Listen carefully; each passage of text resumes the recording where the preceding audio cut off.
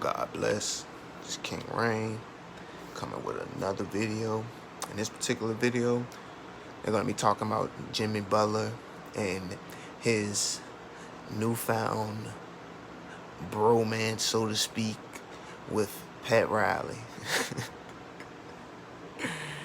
They're going to speak on the topic. I'm going to chime in with my perspective in reference to the whole situation. And guys, it's crunch time here on The Jump. I'm back with Janae Gumake and Brian Windhorst. It was announced today that Charles Oakley is on the new season of Dancing with the Stars. This is amazing. We've seen other NBA. And that is, it is what it is. Charles Oakley, he's trying to, I guess, save whatever relevance he feel he still has in reference to his stardom or being famous, so to speak. But like that old Dancing with the Stars is bullshit, just in my opinion. I mean, it's just another, what's the word I want to say? You know what, I'm just keep it real. It's just another Luciferian or, devil ran television and also network giving the same just bullshit, and also just another way of emasculating the man, just from my perspective. I know it may be others that disagree, but that's just my personal opinion. Race to this Kareem, Clyde Drexler, but Janae, are you interested to see what kind of moves Oak has in the ballroom? I love this, and particularly I love this for producer Steve, who's a Knicks fan, because if you're a Knicks fan and you need some love, this is your chance to really challenge yourself to win a chip. And not to go off subject, it was looking kind of funny with Muggsy Bogues. Looked like a little kid compared to everyone else. I found that kind of funny. I'm going to rewind that back right quick. Yeah, great to this Kareem, Clyde Drexler, but Janae, are you interested to see what kind of moves Oak has in the ballroom? And no disrespect to Muggsy Bogues, because he did, I feel like, something that was phenomenal, being that short of a player and still definitely just having a career with the NBA and the little bit of success that he did also experience. Like, that's great, and salute to Muggsy Bogues, but he'd be like a little kid though compared to the rest of them though.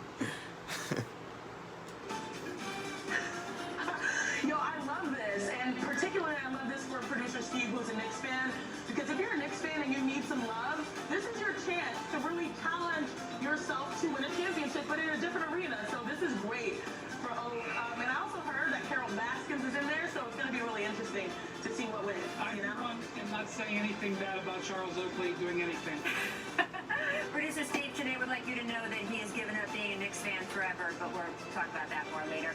Let's talk about Brandon Ingram, named the NBA's most improved player this week. This is his fourth season. Ingram averaging almost 24 points per game, received 42 first-place votes. Bam Adebayo was a very close second, 38 first-place votes. Brian, you're a voter. Who did you vote for, and how hard was the decision? Yeah, I voted for Brandon Ingram, and I know that there are several people who are upset with the way this vote went. I, like a lot of voters, don't really consider first or second year players in this because it's natural for them to improve. I know that's a controversial opinion, but I thought Brandon Ingram earned this award. He's going to earn a max contract when the offseason comes. And I wouldn't necessarily call it natural for a second year player to develop or improve, so to speak. It's a lot of draft busts that, we can talk about in reference to not improving from even their first season.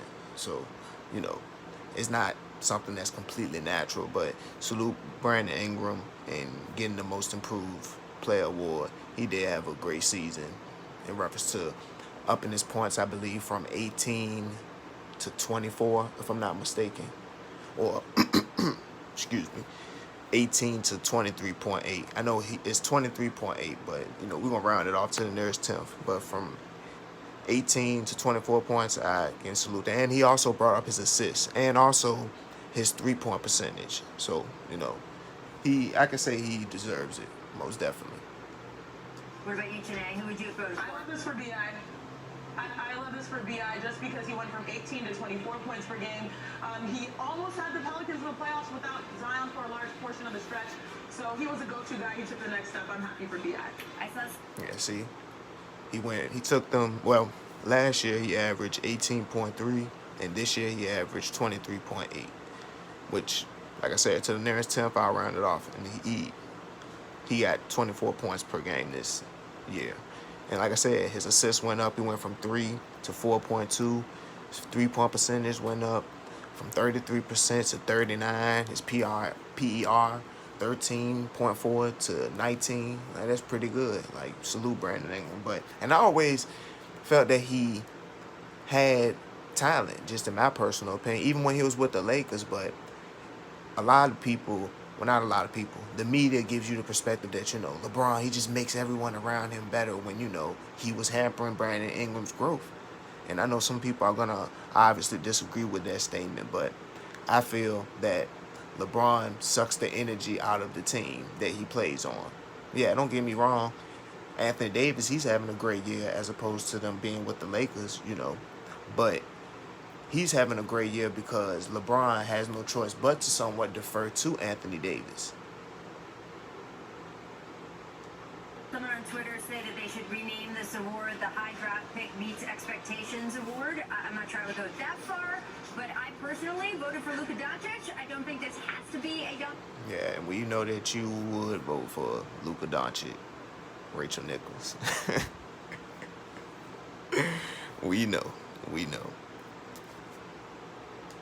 Player coming into more form. I think the leap that he made from Rookie of the Year to being firmly in the MVP conversation is something we haven't seen in a long time.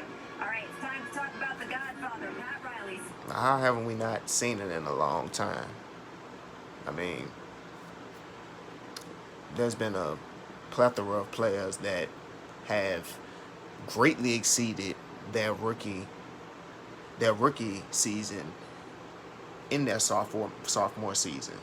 Michael Jordan, Kareem Abdul-Jabbar, Wilt Chamberlain, the list goes on and on. So let's not make that seem like it's just happening now. Let's not go there. But like I said, we know you love Luka Doncic. Excuse me, Rachel Nichols. We know.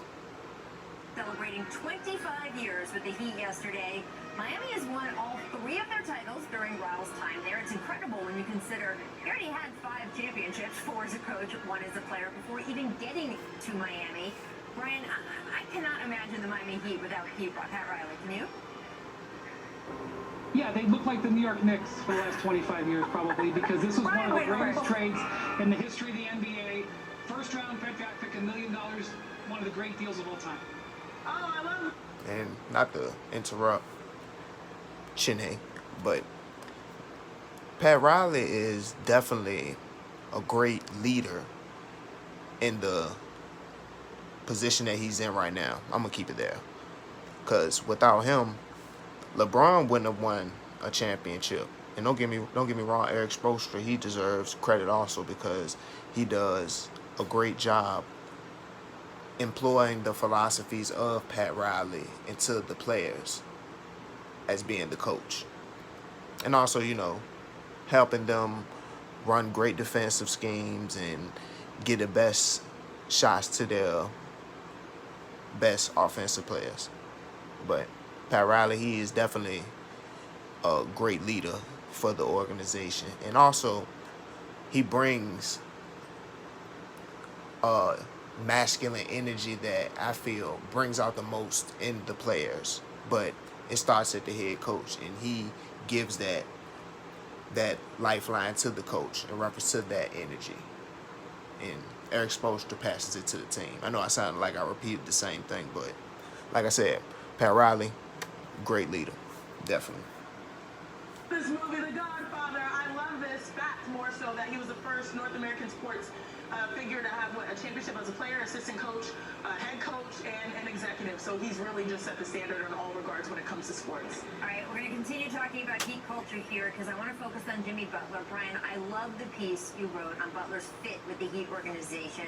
We recommended that in the last block. What makes Butler and Miami such a perfect match? That story that you told about in your piece about the beginning of his time there in the conditioning test, it's just amazing.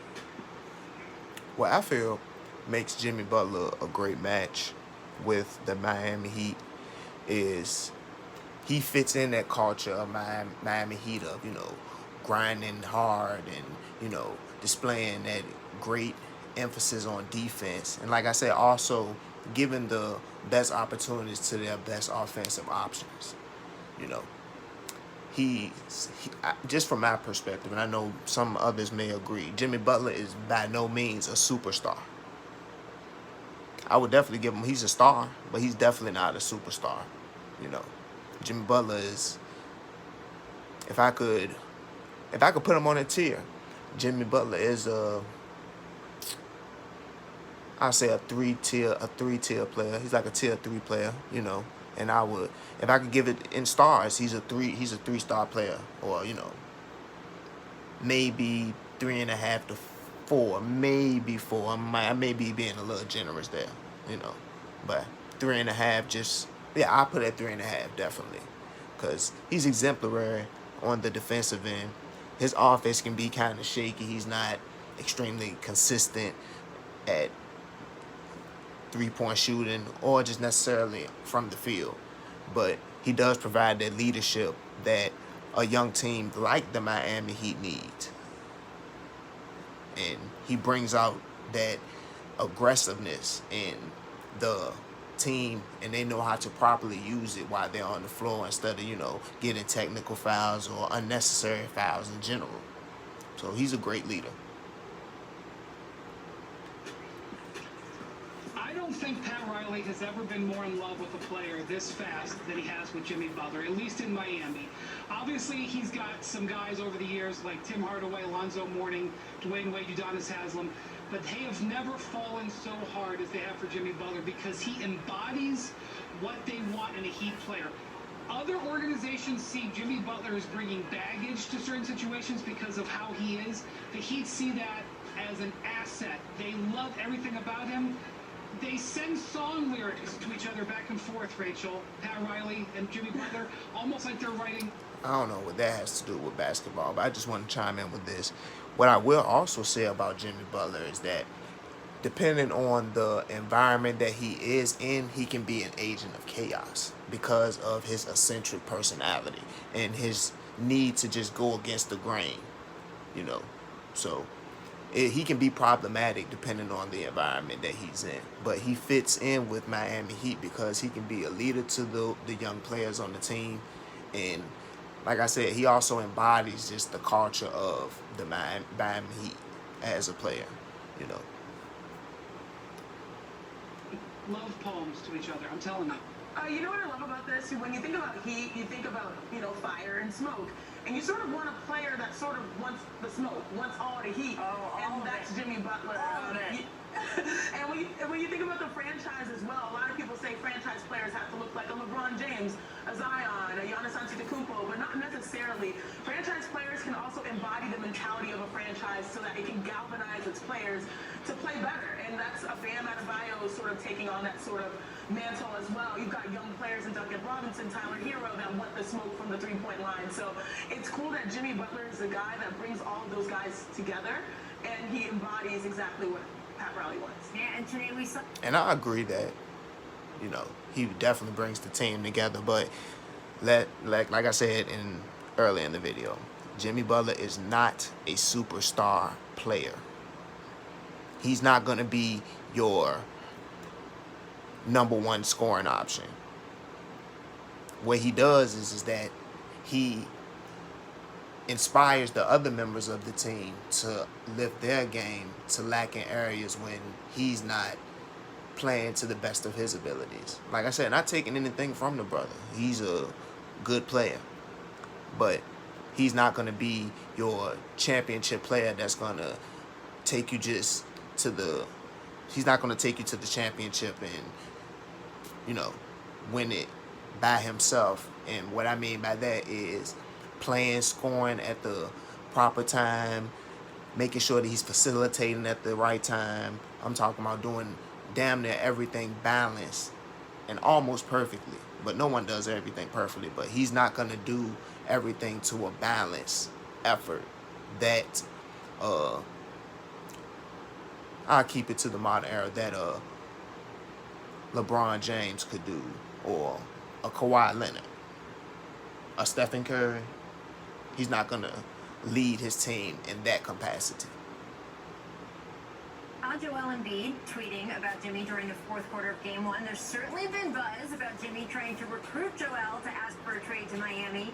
How do you think... In my previous video that I made, well, my part 2 video that I made in reference to Ben Simmons and Joel Embiid, this is part of the problem that I had stated, that he would be on social media when at this time, you know, this could be the time that you could be working on aspects of your game or better conditioning yourself to better suit the needs of the Philadelphia 76ers.